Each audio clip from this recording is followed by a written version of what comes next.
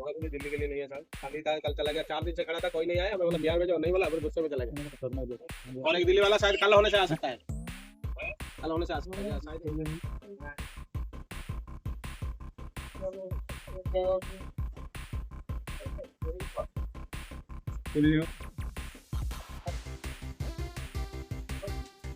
யாரும் வாங்க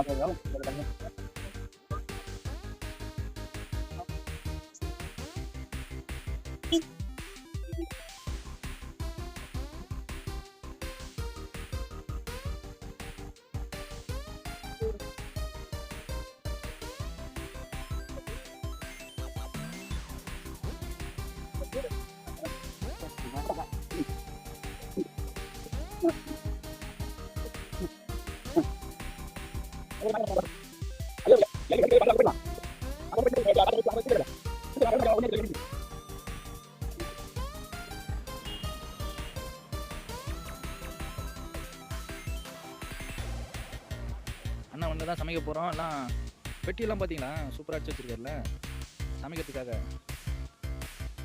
நான் இப்போ தான் பாருவேன், கேரளா வீட்டில் ஒரு தடவை பார்த்தேன், பாரத் பென்ஸில் லாரி, பெரிய லாரி இந்த மாதிரி பின்னாடி தான் பெட்டி வச்சு வச்சுருந்தாங்க.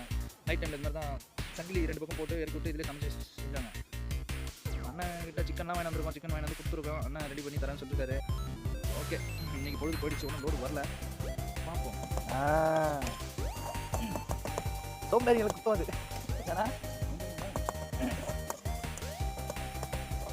ஏன்னா ஒரு கணக்கு போயிட்டு ஆமாம் வண்டி ஃபைனான்ஸ்காரன் வண்டி அதில் 2 வண்டி 250 போயிட்டு பெண்டிங் ஒரு மாதிரி பார்க்க முடியாது சொல்கிறேன் அப்படி பார்க்குறேன் என்ன பார்க்குறேன் எவனோ ஒரு போட்டு போகிறான். ஆமாம், அப்புறம் நம்ம சொன்னாங்க இது ஏதோ சமைச்சு கஷ்டம் இல்லைன்னா 2 வண்டி லாக் பண்ணுவோம் விட ஃபைனான்ஸ் இருந்தாங்க. ஓ, அப்புறம் நம்ம சரி அப்படிலாம் எவ்வளோ மறுபடி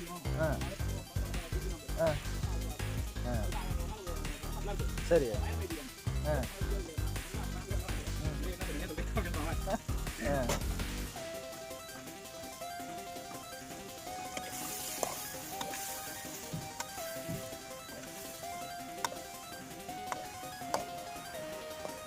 சாப்பாடு முடிச்சா கடைசி வச்சுக்கலாம்.